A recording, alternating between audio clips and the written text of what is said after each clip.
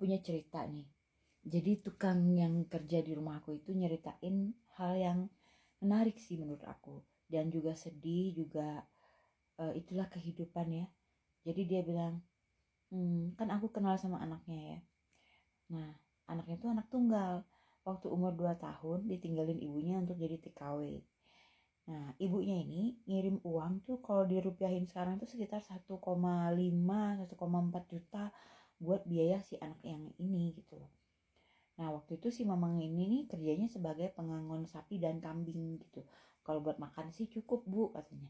Nah, oh ya Allah, ya mami nanti cerita, dengerin dulu cerita mami ya, Dek. Nah, terus nih, udah gitu, Dek ya. Gimana, Dek? Dengerin dulu, Dek. Aduh, Adek diem dulu sini. Nah, Adek nih. Nah, udah gitu, Dek ya.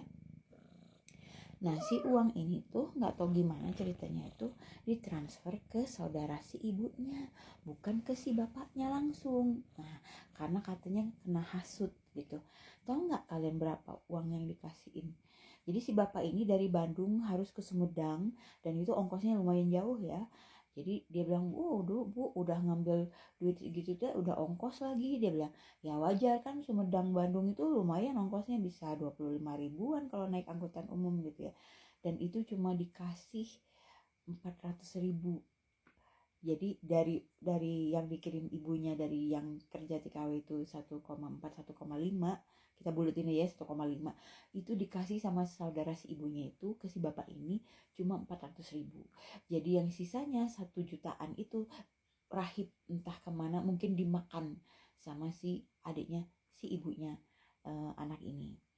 Nah, akhirnya lama-lama guys, itu gak berapa lama uang itu akhirnya gak dikasih lagi sama si bapak ini.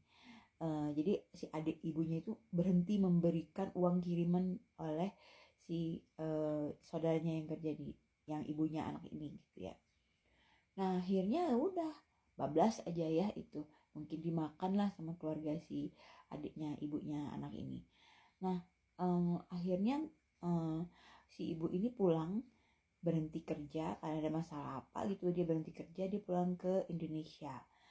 Nah, gak lama kemudian, kata si bapak ini, dia gak kapok, Bu, katanya. Dia kerja lagi ke Malaysia, jadi TKW lagi ke Malaysia. Nah, akhirnya, lama-lama mereka itu, menjauh ya, akhirnya bercerai. Bercerai lah, jadi si ibu ini nikah lagi, dapatnya tukang lagi, kata si tukang aku ini. Bu, nasib dia tuh dapat tukang lagi, malah lebih susah lagi, Bu, sekarang, dia bilang. Nah, terus si bapak ini nikah lagi sama perempuan yang dulu dia naksir. Jadi dia cinta pertama si cewek yang ditaksir sama si bapak ini gitu. Dulu, Bu, katanya baru deket aja, baru lihat aja udah deg-degan saya, katanya. Terus kirim surat cinta. Oh, lucu deh ceritanya. Nah, si cewek ini juga ceritanya juga drama nih, istri yang keduanya ini. Jadi dia sempat nikah lagi dulu sama orang lain, berpisah lama, punya anak 3, dan baru ketemu lagi sama bapak ini kurang lebih baru 2 tahun yang lalu. Jadi itulah jalan hidup. Nah, sedangkan si anak yang aku kenal ini, yang anak ini udah dewasa ya, udah umur 25 tahun, udah bisa mandiri, udah kerja sendiri di toko material. Jadi dia yang nyekopin pasir dari dari pick up gitu ya. Nah, terus aku tanya, kenapa sih kamu nggak tinggal aja sama orang tua kamu? Kamu kan anak tunggal. Jadi dia bilang, enggak, Bu, nggak enak, ibu tiri gitu loh, kayak gitu. Jadi dia bilang lebih baik mandiri. Aku rasa ini bukan soal mandiri atau enggak, tapi rasa keterasingan sih kita sama orang lain yang bukan ayah dan ibu kita sendiri gitu ya. Nah, padahal menurut pengakuan si bapak, si anak ini sebenarnya disayang-sayang aja sih sama ibu tirinya. Tapi tetap aja ya yang namanya ibu tiri ya tetap ada jaraknya, dan aku bilang ya udah Pak, dipahami aja. Memang seperti itu.